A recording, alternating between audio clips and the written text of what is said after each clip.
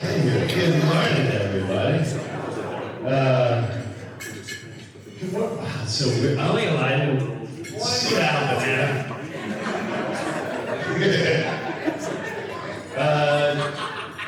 Hello again. Hope you had a good breakfast and all that. And first of all, thanks this whole weekend. Hope you had fun. Those who were here last night. Those who joined us in the jumping in the pool.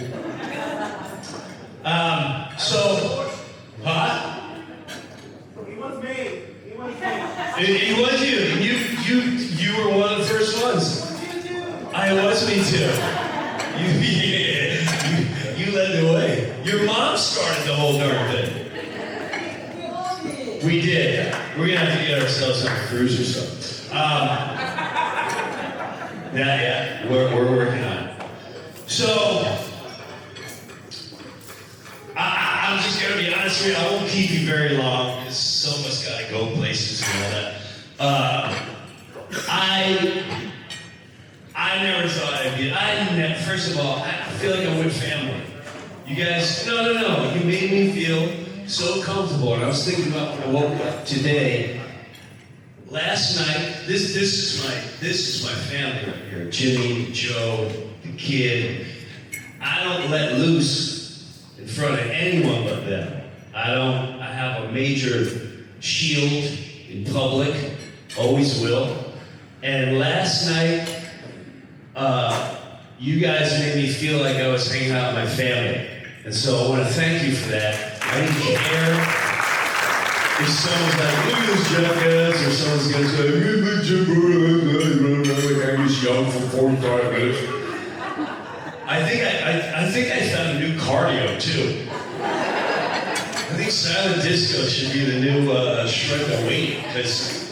And am I the only one whose back fat is killing me today? Oh my God, my calves, my ankles,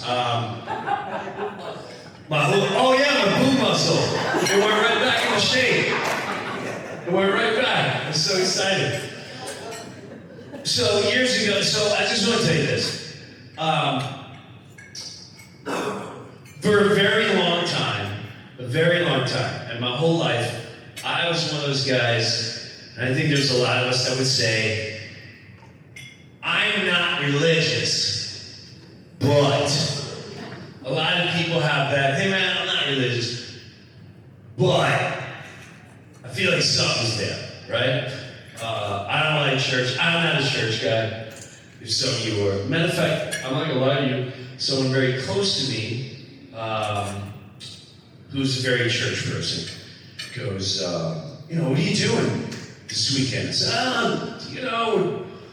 we're doing one thing, Saturday, we're going to do a show, we're going to do Q&A, and then we're going to have a party on the top, and then Sunday, I just want to tell some stories that really happened, and it's, when I tell them throughout my life, every time I tell them, people are like, oh my God, I can relate to that. And they said, well, if your fans were really people of like faith, wouldn't they be in church on a Sunday? And that really bothered me. That really bothered me. It really did. I'm like, wait, what? You don't have to go. And so with that said, I'm going to be so brutally honest with you, and I'm very nervous about this. My first calling in life was realizing that I had a gift to make people laugh. And I know that sometimes a lot of comedians will say that, or people say that. But it was a specific moment. And it was someone that was crying really hard, and they just went through a horrible situation, a breakup. And I remember going up to him, and I said, what's the matter? He said, oh yeah, I've been seeing this person for 5 years. I was a teenager, and I went, oh, you just need to laugh. He said, no, that's not time to laugh. And I was on a mission to heal their pain. Not just laugh, heal their pain. And then when I did it, I just remember the look on that human's being's face. She looked at me like, she went, I'll never forget, she went, get away from me. I don't know who you are, but you're freaking me out. She said, this is the worst day of my life, and you make me laugh. Really? Get away from me. And the way she was looking at me, it was a weird moment. It was like inside of it. Oh, I give you a gift to heal with laughter. And it didn't sound like that. It's more demonic. So, that's the first thing, how I felt. I didn't want to be sorry. I was like, wow, I can heal. Wow, you can, what a gift. Now, then I started doing stand-up comedy, and you go through your thing. But I personally always had something higher, God. I did. And I used to be afraid to talk about that. However, when COVID hit, and I'm going to be brutally honest with you too about something, and I always freak out telling people, long before Saturday Night Live, I would get a calling that said, we need a new way, and I'm not saying this, I'm not creating a cult right now. Because that's what it sounds like. Starting today, if I just have 20% of your salary, it would mean so much to me. Joe and I, we just bought tons of land in Okeechobee. We got 3,000 acres. I think we could really make, as Katie said, to a movement. It's a movement. We're having a movement. That's the key words they use. We're having a movement. Okay. Yeah, and it's only a 5-year plan. The first 2 years, Joe's, I won't be there, but please.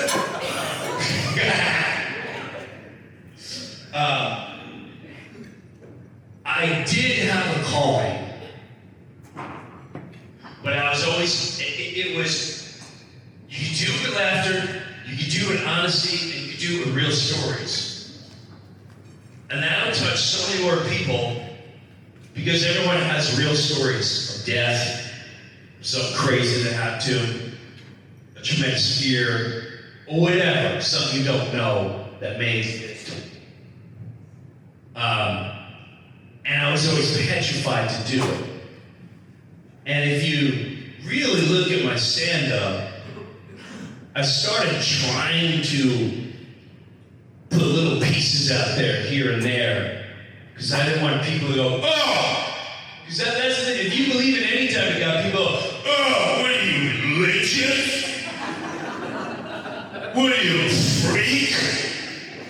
You know, for years it was hard to say my wife, found Jesus, because people go, oh, God, here comes the Bible. No. Dude, I don't read it. That don't mean I don't believe in it. I can't get through it. Once the V and the thou, I'm like, I can't do this. And then you want to go to church, I just can't do it. I can't. I've tried it. My wife loves some church she goes to in Naples, and the guy's up there 20 minutes. If I can just have some money for a new driveway. Oh my God. We didn't do the gig yet, and you want money. Let's hear the message, and we'll talk about it. And again, everyone has their own place. So, what was I just saying? How I got that calling, yes. Well, I would tell people on the road certain things that would happen in my lifetime. Even Shaka. Our story's incredible. And COVID hit. We all know what that was like. And I saw the fear. I saw the what I thought was pure evil. And I was afraid, if you look at my Instagram videos back then, I was literally waking up every morning. I would go, God, what do you want me to say? how you want me to say this. Because we need it right now, and it's got to touch people right now. And he would say, Just go out in the woods and make videos. And that's what you do. You're funny, dude. What are you waiting for?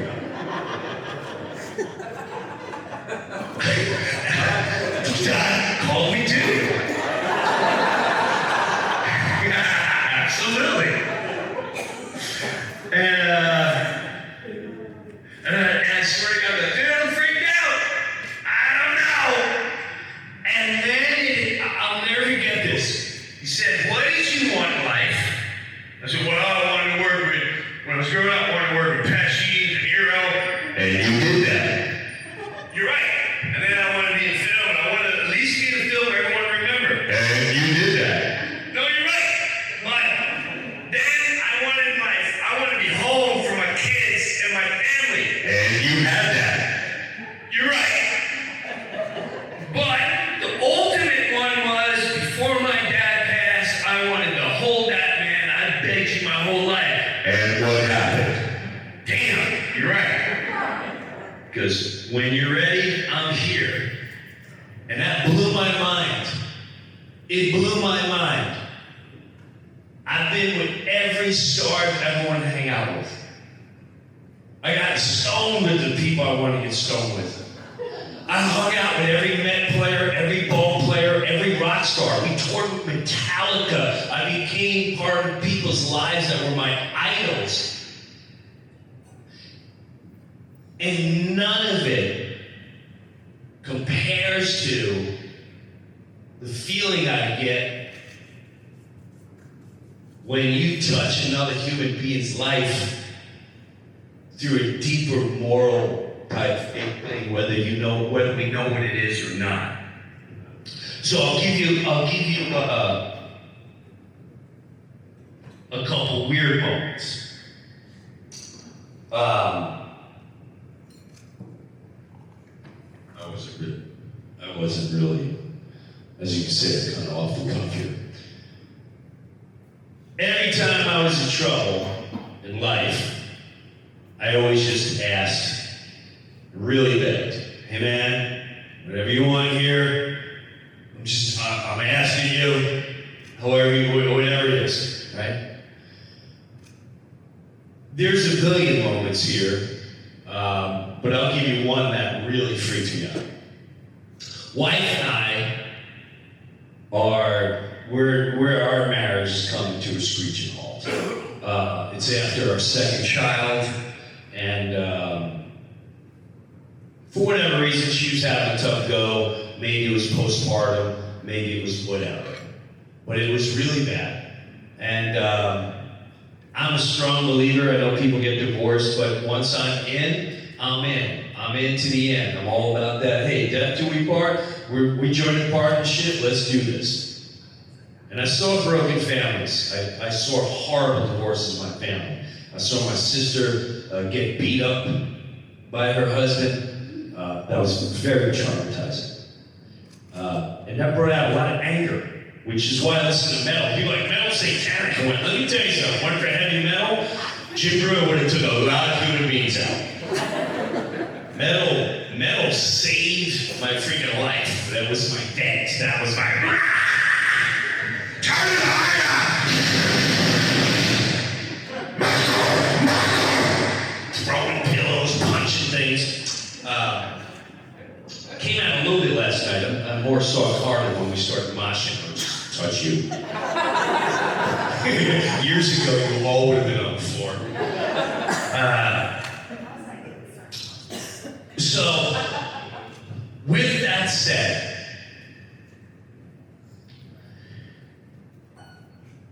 we were done, and I was heartbroken.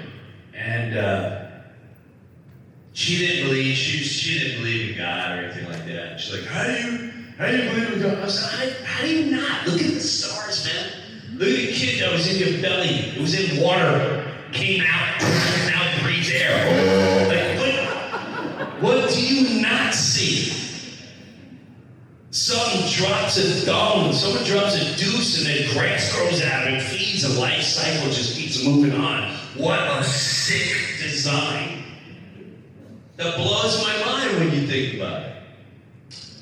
So, we'd have all these talks. I was like, I had it out. I was moving out. I was gonna get a little place so she could find her happiness. I didn't tell her. I was putting everything in place. And I pulled over and I had it out. Now again, this is like my fourth, fifth time doing this. This is just one story. And I had it out. I yelled at her. Which is really funny at the end of the day. I said, God, if you don't show up right now and save this marriage, I don't believe in this. I don't want these kids to grow up in a broken home. You know I'm in it for the long run. I don't cheat. I don't do drugs. I walk the straight line. You know how hard that was during the SNL years when Drew Barrymore's going, you're not cute. You know how hard that is? When the chick at Party 5 is like, anything ever happens, call me. Oh my God! You know how hard that was? I said, I never went off on the Breu. If you don't, this is funny, I challenged, I said, if you don't show up, I'm going the other side. That's what I said. I said, I'm going to crush it. I'm getting leather pants. I'm going to be a dirty bird. I'm going to be a marriage wrecker. It is on. I was going to tour the world. Who's next? And this is crazy. Right? And here's the thing. When you ask for those things, we have a visual of what's supposed to happen. Your visual that's your visual. That's not. We keep forgetting this. We are on borrowed time. We keep forgetting and planning. Oh, 5 years we're going to be doing this. In 2 years we're going to be doing that. Those are cute plans. But you don't know. We don't know the plan. So, I'm out and about. The apartment fell through. I was pissed. The guy's like, sorry, man. I had to rent it out quick. And I said, I told you. He's like, well, you waited 6 hours. I'm like, yeah, well, just Breu. I don't care who you are. I need the cash. It was right up the street from my house. So the apartment went through. I was pissed. So I was getting another game plan going. And then I came home, and my wife is, something's going on with her. She's sitting in the living room by herself. She looks like she's crying. And I walk out, I swear, I'll never forget. I walked in, I'm like, you all right? And she goes, something happened. So what happened? She goes, I was in the coffee shop, and this woman, I don't know who this woman was, but it was the woman behind the counter, and she said, I really want to do this thing for you, and you need to do this. This is very important. You do this. You need to come to my house. Just follow me to my house, right? And I go, so what she did? She was, I followed her. I went, so you need a woman you never met. And you're going, and you're just going to go to their house. This is where, okay. And then what happens? And she says, well, I went up to the house, and I went in there, and she said, stay here for a second. Wait, you're in the house? She goes, yes, but I trusted it. Okay. And what happened next? She said, let me get my husband. I went, oh, damn. And I swear to God, I laughed for a second, and I went, okay, is this the out? This is what you're showing me? I didn't expect it. Save the marriage? Well, save it. How do you think? Now you can go cheat. That's where I went with this. I said, and what happened? She goes, well, then the husband came down with her. And she's hesitating. She goes, I don't know if I should tell you. Tell me it's a already ordering leather pants. I'm ready to go. I got a tour to do. And she goes, hold like this? No, don't. Don't hold like this. No. Like this? Thank you, Jimbo. Sound guy. Oh yeah, you're way better. Thank you. So the whole time, what you've been hearing? Okay, all right. So I go,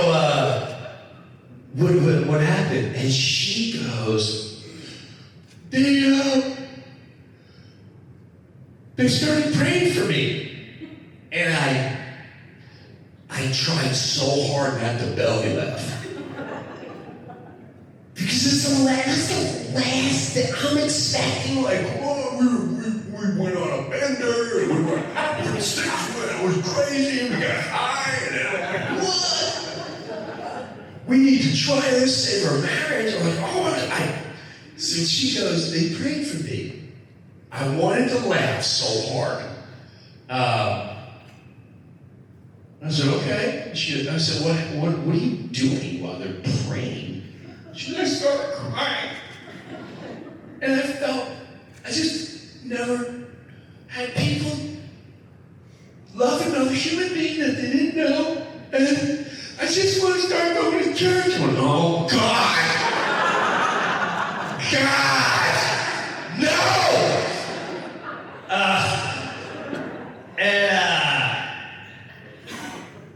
Started going. I went to one. I said, I can't do this.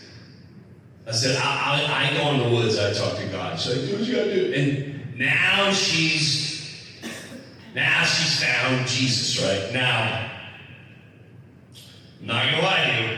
It's almost like when someone discovers how to swim. They just want like, hey, you been in the pool? Oh yeah, you go under the water, you swim in, you gotta go to the pool. I know, put your hands in it, I'm going to the pool. And you go to the pool, all right? I go. And then everything was, and I'm not gonna lie to you, everything was, once she started with, have you thanked Jesus? Thank you here. She goes, no, you have a gift and your voice, and he gave us, hon, please, I got it. But at the same time, our marriage has a whole new life. Because now, we were not debate, but we also weren't fight. Like, when I tell you we fought, it was horrible. I didn't like coming home because I knew the minute I come home, whatever it was, I didn't know what she didn't like. She just didn't like me. She just did. You know when you're not liked by your wife or husband. You're not stupid, right? You know. We're not dumb. We know the feel. We know you're not touching. We see your body language. We just know. And I was like, dude, I can't. Every time I came home, oh my God, you suck at this, and you suck at that. You do nothing, and this and that. The arguments were gone. And then we debate, we talk, and I was like, who is this? Right? She's like, I love Jesus, and God is great. Okay. Have you thanked Jesus? They started listening to Christian music. Horrifying. Horrifying. You can't take me. I can't grow up watching Metallica and AC/DC and then 20 minutes of I was lost.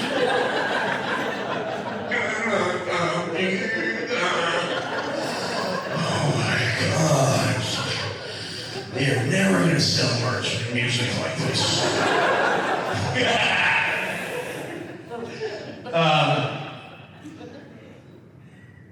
And then a moment that really blew me away, because this was also,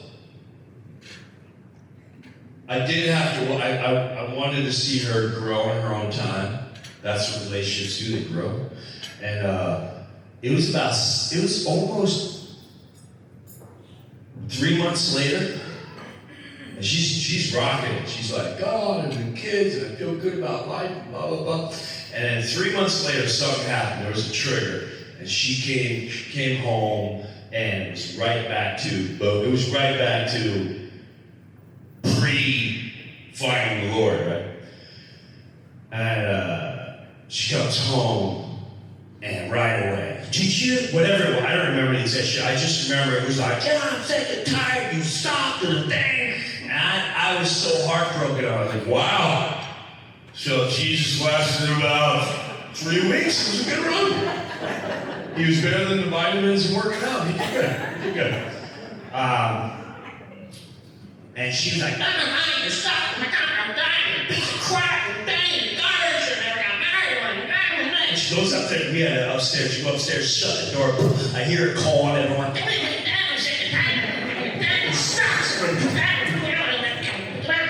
And I swear my life away.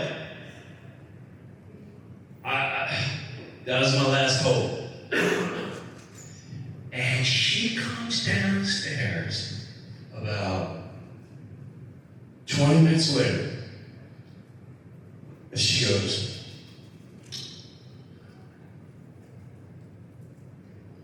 I am so sorry. Now, I know these arguments, they always end with a but. So I'm just sitting there like this. She goes, I'm really sorry. I've had a lot of issues in my life that I'm working with through the Lord. And I really like my group. And I'm so sorry for the way I've been so angry at you for so long. It's not you. You're a great dad and a great husband. I'll go, oh, here comes the button. And she goes, as if you know this, she goes, I'm a work in progress. I said, okay.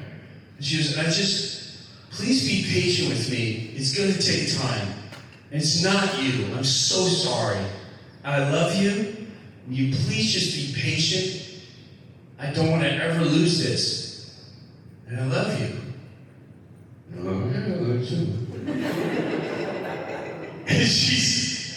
And she walked away. And I kept waiting, like, okay, it's going to happen right before she goes up the stairs. And then she stopped right before the bedroom, and she goes, I'm sorry, I love you. And she went in.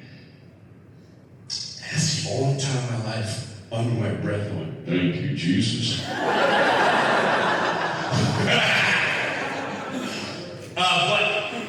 And again, I'm not saying that's the way. And I'm not gonna lie to you, I looked up like, dude,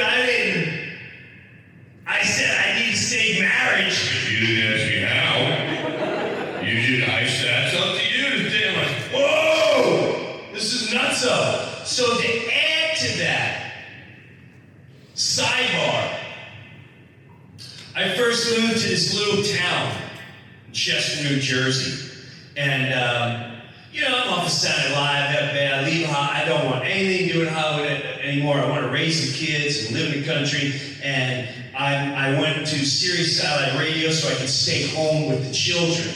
And that's where me and Shaka and a friend of ours, Larry, we did the radio. I went to Sirius XM before Stern, anyone was there. And I went, I want to do a radio show. I can tell stories, blah, blah, blah. But it was really just about being home. I didn't want my wife alone with these kids too long because they were going to kill her. So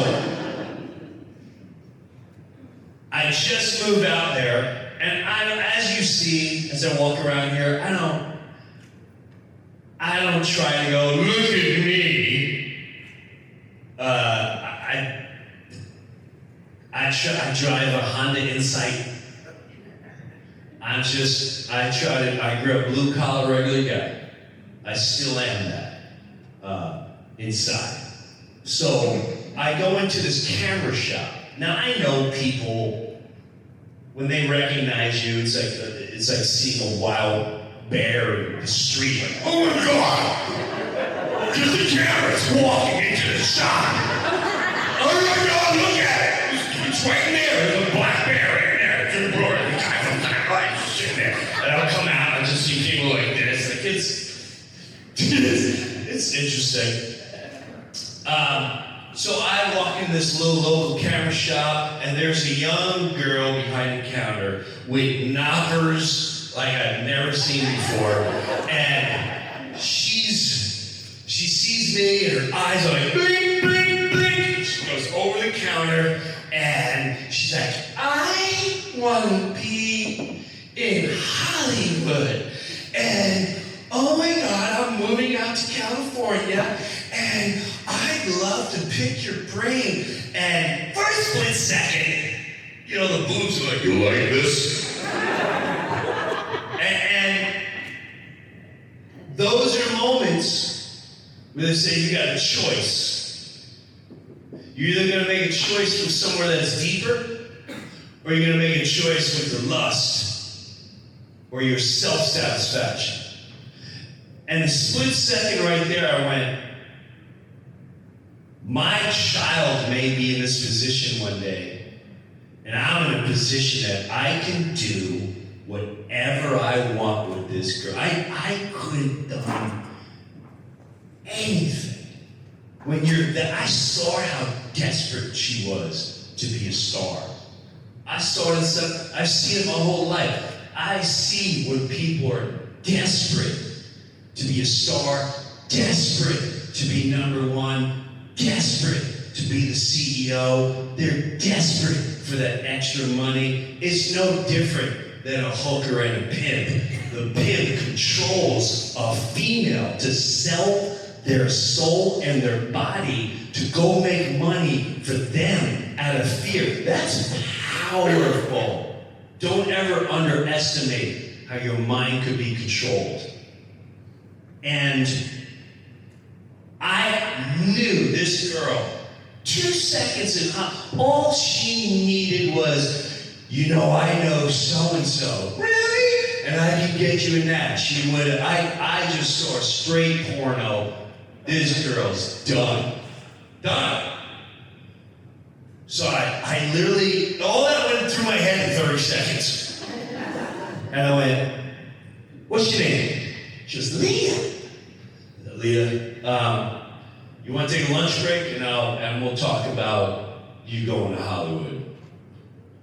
Oh yeah, that'd be great. I knew the camera owner guy. And he's like, okay, we're just gonna go over here. And we go there, and I got brutally straight up honest with her. The things I saw at Saturday Night Live, the things I saw behind the scenes, all of it. And I didn't really, once in a while I'd see her there. Months later,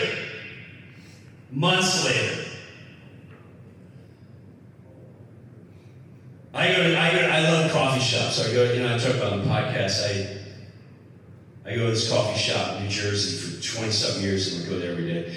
And I go to this coffee shop, and I love talking to older people. A lot of older women would be in there, grandmas. We have little therapy sessions, because back in the day, that's what you did. Therapists years ago were called friends. And nothing against anyone who's a therapist, but years ago, we were friends. We don't knock on each other's doors because we didn't care about politics. We cared about what's going on in your house. How can we help each other out? How can we help you? So, I go in there, and there's this really pretty woman behind the counter. She's older, and she comes from behind the counter, and she goes, oh my God, I know who you are. And I went, okay, thank you. And she goes, may I just give you a hug? Sure. And I'm, she's hugging me, but she's hugging me hard. And I'm like, okay.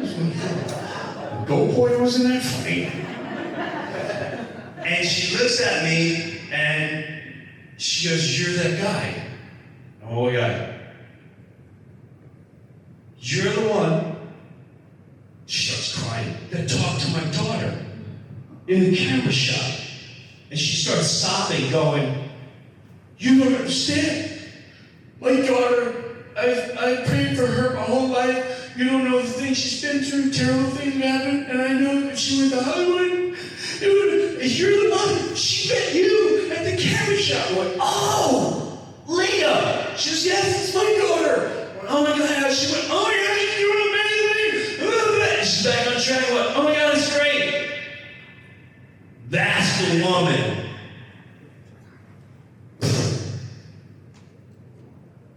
who met my wife and brought her to the house.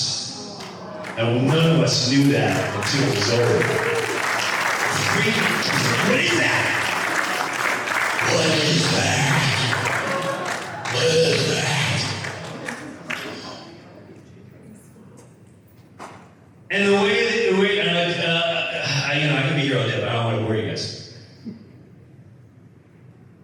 Death. We'll get into death yet. I want to give you like little winks. Sometimes there's winks in our lives. Maybe that's what it is, maybe it's not. We don't know. My youngest daughter, not my youngest, my oldest daughter, Gabrielle, before she was born, I just like most fathers or parents, I told God, I said, man, if this is a boy, we know we're going to name it, but if it's a girl, I want it to represent an angel. That's what I said. I need a name to represent like an angel, right? So we come up with all these names. One was Angela. Where's Angela? Yeah, one was like Angela, and my wife's like, "That's Italian, dummy. It's not an angel." I go, "I know, but it sounds like an angel." She said, "No, we're not doing it." So she comes to me a couple months later, and she goes, I was talking with someone, and there's this name, Gabriel, and the archangel is Gabrielle, and it's like the message of Gabrielle. I can't stand that name. Gabrielle, Gabby.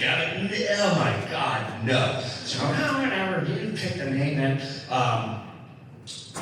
So months go by, we have no name for our kid, right? And I talk to God a lot. I know, I'm just being honest. I'm always like, what do you want me to do? How do you do it? What do I name this kid? Show me something. What? How do I do it? And we have no name for this kid a week before, okay? She brings up Gabrielle one more time. So we're not doing Gabrielle. About a week before baby's born, I'm telling you, I am not exaggerating the story. It's also just knowing awareness sometimes. Like, what is this? So we lived in New York City. You know, she's pregnant, her belly's out to here, ass feet are killing her. And we walked to Central Park, and we laid in a field, and she's tired, she's laying in the field. And while she's laying there, she falls asleep. And I'm watching little kids playing the field, and I started imagining names. Don't ask me why. Gabrielle comes back. And in my head, I'm not saying it out loud, in my head I'm going, Gabrielle, don't eat that. No, yucky, take it out of your mouth. Gabrielle, oh my God, you're such a pretty ballerina. You look so pretty, you're beautiful, Gabby. Gabby, come here. I'm going, I don't know, is that very angel? I don't know. She has no clue what's going on in my head. She wakes up and we're leaving back to my apartment. And in New York City Central Park, there's a track where it's people that jog and they walk and all that jazz. And you kind of, I think it was a Sunday morning. No, I was just saying it was like Saturday. So, and all these joggers, so we're trying to get by. And as we're walking, this guy, like, he comes out of nowhere. And he's there's something a little off. Like, he's not homeless, but I'm not scared. I'm not going to have him over for dinner. You know what I mean? And he comes up to me. And he goes right to my wife, and he goes, oh my God, you're having a beautiful girl. And I'm like, yeah, no, we don't know we're having. We don't know what I don't want anything to do with it. I grab my wife's hand, so we don't know what we're having. And he starts walking along with us, and I'm starting I'm starting to get like, am I gonna have to pop this guy? Am I gonna have to square off on him? I didn't feel like we were being mugged. I just didn't like that he was following. And he was like, he was so keen. He's like, you're having a little girl. He goes, do you have a name for her yet? And that's when I said, hey man, I told you it's a surprise. And no, we don't. He goes, it's an angel. Why don't you name her Gabrielle? My wife? My wife, and I squeezed his other's hand. Okay, I got it. The hair in the back of my neck, I didn't know I had hair in my ass yet. It stood straight out. My calves were straight out. And he kept saying, he goes, it's a little angel named Gabrielle. That's her name.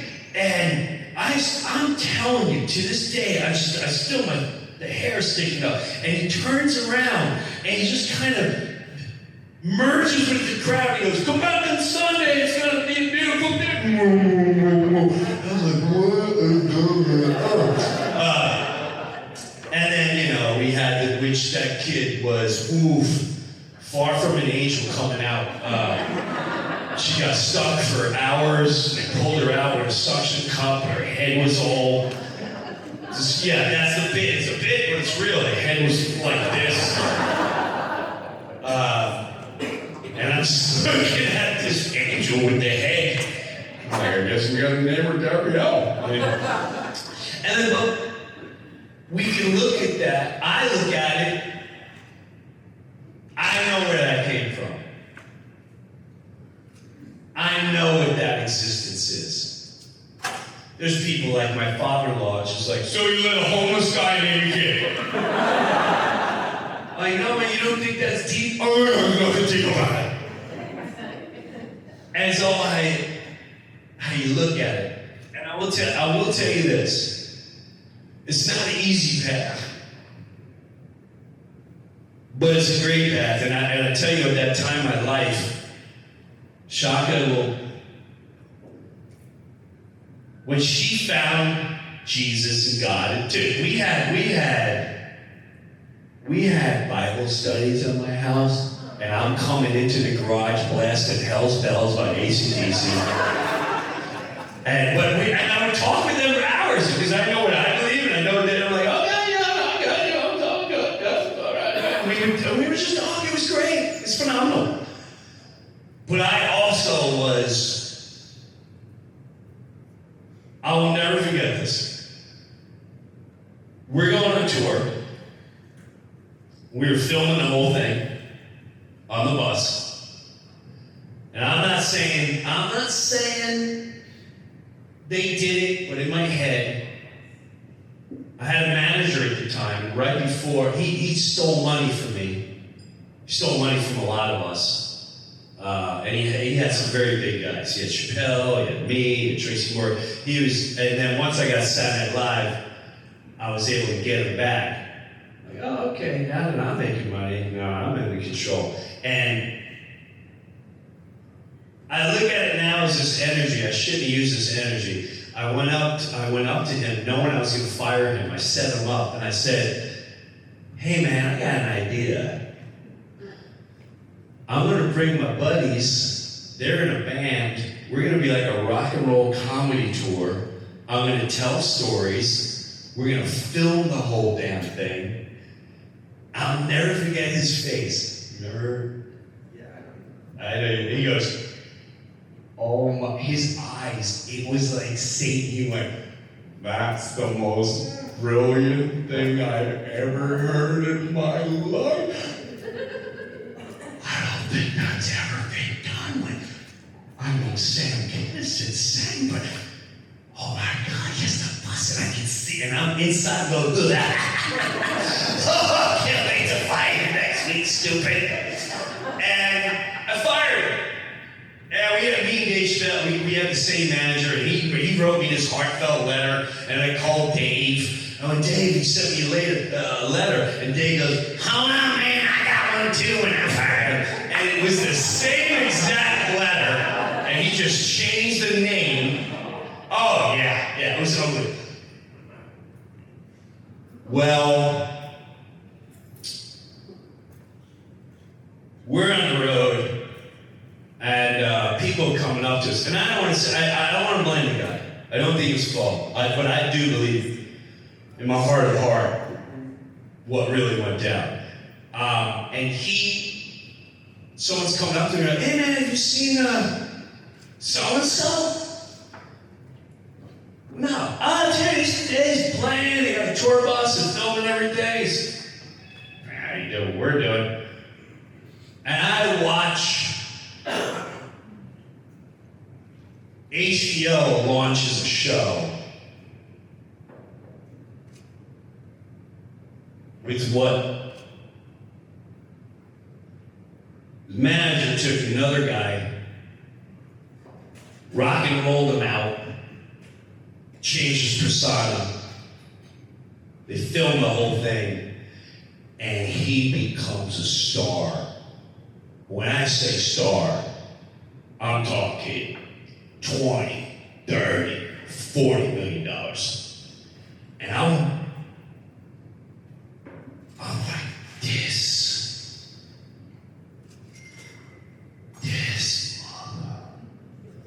Oh, I'm taking him down. Oh, I'm gonna take him down hard. I got when we met, I got when we said, I've got this guy, how he used to watch my tapes. This kid, and I'm in my basement like a rabid maniac, just going through tapes. And I'll never forget my wife, and now she's all like, oh. She goes, Jim, what are you doing? I went, oh no, I'm taking, he's taking us down. He stole. No, just chill. God has you where he wants you. He has me in a basement with 3 kids. This guy's making $20 million a year of money a year. That's ours. You are right with that. You are right with that. And sick. She said, he's got you right. You said you wanted our marriage to continue. You said you wanted to be home with the girls. You said you wanted your parents to be flown up and move here. You have everything you want.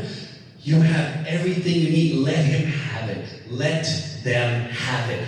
I wanted to take her head and smash it through a wall like you can never believe. That was the hardest.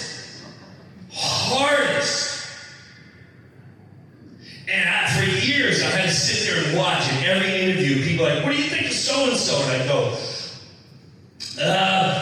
very entertaining. Very entertaining. And she said, don't speak bad about them. It's all God's got it. He's got it. Well, then my life continues. Living a great life, my kids. I get to hold my dad when he passes. I get to do all the things that I really wanted in life. Not the life. And I forgot about it. And the manager, bad things happened to him. The whole industry turned on him. He got caught doing this and that. The person that became a star plummeted. Terrible things happened to him. His family started stealing from him. He started getting bad press. And just plummeted hard. And I kind of forgot about it. And about 8 years ago, I had to go to California to promote something. I remember. And while I was out there, I checked in this little neighborhood hotel, and I said, is there somewhere to eat? And it's 11:30. He goes, hey man, you go up the street, you can walk there. It's a lot of teenagers though. It's kind of a college hangout.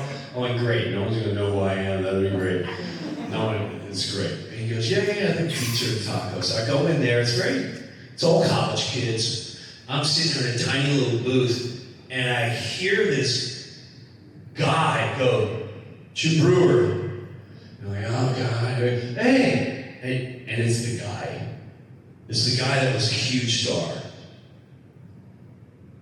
I said, hey man, how you doing? And he says, hey, I really respect what you did in life. Who are you talking about? He goes, man, you took care of your dad. I didn't get that. I didn't get that. And I just want to say, I know a lot of people won't tell you that, but I really look up to you for what you did in life. Everyone says, like, oh, he just goes on his own road, but I appreciate what you do, man. And I knew he wanted to say, dude, I'm sorry, I took the money, I know it was your idea. I knew he wanted, and I just got up and I hugged him hard. And he said, hey man, I just, thank you. And I was like, what just happened? And that was one of the most peaceful moments in my life. But if it wasn't for the grounding and what happened years ago before that, I would have never been able to go on these journeys. So, I guess, that was a crack in my voice. I don't want to we've been here almost 50 minutes, so I don't want to keep you that much further, but one real quick one, and then we'll go. I know a lot of us get mad at God. Someone got cancer, someone died, someone whatever. I remember my best friend Larry. And I can tell let me just cry. I remember, I'll give you one. I had a nephew. He had a tough go. His father wasn't around. He left when he was young, drug addict. And he eventually, I look after him. I was too young to look after him. My sister, he looks up to you. Long story short, years later, he goes to prison. He was there a couple of years. He came out of prison. And I checked him out. My wife and I we can't let him go back to his home. He's going to end up being the same way. And I know. So, we met with him. That was a funny thing, too. He showed up at the house. My wife's pregnant, my youngest one. And I'm like, let's have him up here. And I haven't seen him since he was a late teenager. He's fat. And he didn't grow up yet. He comes out of a car, he's got tattoos, and he's 6'6". I'm like, oh my God, this is bad. And he smokes cigarettes when he squats, when he smokes. I'm like, oh my God, there's some prison cell stuff coming out here. And we're in a nice neighborhood, like, oh my God. As a matter of fact, the first night we took said, let's go have a dinner. And he shows up with a wife beater and jeans down to here. I said, what are you doing? I said, yes. So I put some clothes on. Then we're at the restaurant, and he's 6'6", and he's laying like this. And we do is toilet. I'm like, oh my God, we got a 24-year-old in a 16-year-old mentality body. This is gonna be a lot of work. And it was the most incredible journey in life. It was another thing. That's again. Those choices allowed me to be on the radio to have a guy like this and get through it. So, about 2 years ago, that was during COVID, his dad, starts coming back in his life. And he's all, you must accept Jesus and Jesus and Jesus and Jesus. And it was really a turn off for my nephew. Because my nephew's like, I just want to go fishing, man. Don't come see my kid. Don't start preaching to me. Just and that is another thing. Some people got to understand, hey man, just walk the walk. And if people want to ask, let them ask. Don't say it's got to be this, because you may not allow someone to grow. You don't want to turn them off. So here's this guy, his dad, and he's pissed. He's trying to build a relationship, and his dad suddenly passes away. Now, a lot of us know when you lose someone, we can go through guilt, we can go through pissed off. There's a lot of feelings we go. We didn't get to say what we wanted to say, blah, blah, blah. And I'm going, oh, God, this is going to be bad. So his wife calls. He goes, Uncle Jim, you gotta get here. He's pissed. I don't know what to do with him. I said, I'll be there in a minute. Again, I go there, and right before I rolled up into his house, I pulled over. Oh, God. I don't know what you want me to say to this kid, but I'm going to have to figure it out real quick. Please just put it. All my life, telling you, it was like, bang! Oh my! Wow! Okay. So now I go to his house, and I go, listen, before you get bad feelings about your dad, and he wasn't there, and blah, blah, blah, yes, it's all true, and I don't want you to feel guilty and have bad feelings towards him. Was he there? No. But let's just, I want to tell you a quick story. This is a true story. When I was about 9, 10 years old, my parents brought me to Ohio for a visit. And we'd drive there, there's no air conditioning. And there was a guy, to this day, I remember it like it was yesterday. It was the most vivid days of my life. He was so excited, and so he just wanted to be like a dad to me. And he's like, can I take Jimmy out shooting guns? Like, what? I'm 8 years old in the woods. He took me fishing. He was teaching me the Rolling Stones. And at the end of the second night, he came down to my parents and he said, can I show Jimbo? I was in fifth grade. He goes, can I show Jimbo and let him listen to this record? It was Steve Martin. Let's Get Small. It was a comedy album. He had a funny looking nose and this balloon wrapped around his head. He goes, it's not really bad cursing. I'm telling you right now, I think Jimbo will love this. And my dad was like, well, it's not, sexual. It was so funny. And I was blown away that you could do comedy and people would listen and you'd make a record.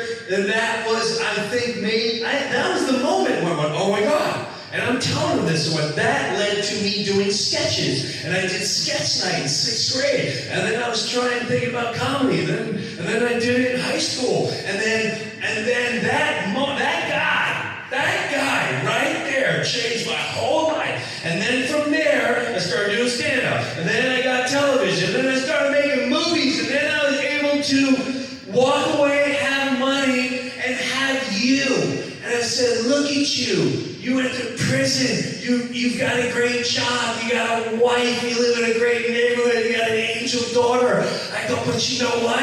That guy was your dad. And maybe, just maybe, God knew he wasn't going to be there. Like that Johnny Cash song, Boy Named Sue. Listen to it. It's funny, but it's interesting. He said, but your dad wasn't there, but I knew I'm going to put that in that kid when he grows up and he sprouts and he stays on the good path. I'll come back and we'll take care of you. So you don't know what the plan is. You don't know when bad things happen. Instead of dwelling on the bad, gotta look at it a different way. And that's the only way I've been surviving my whole life. And with that said, I'll see you the next weekend. I appreciate all you guys. Woo! Thanks for letting me. I was scared. I didn't know where to go. I'm going to end this, and that story will make that funnier. But I really can't thank you enough. Between last night and today, this is the real Jim Breuer, and I don't let people in, and you allow me to be the real Jim Breuer. So thank you for that. I feel that. Thank you guys. And Katie, incredible. From the moment everyone has showed up, you did an incredible job. I talked to you. We did a little gig, and Joe Sid came up with this idea a a while. He was like, dude, bro, it's still a weekend, bro.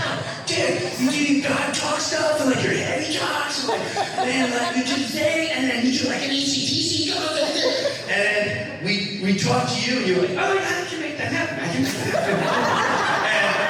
and I just left, and she's like, I already got a hotel, and I already got a disco, and I'm like, what? Whoa, wait a minute, I didn't think about this yet. We were talking. So thank you very much, and again,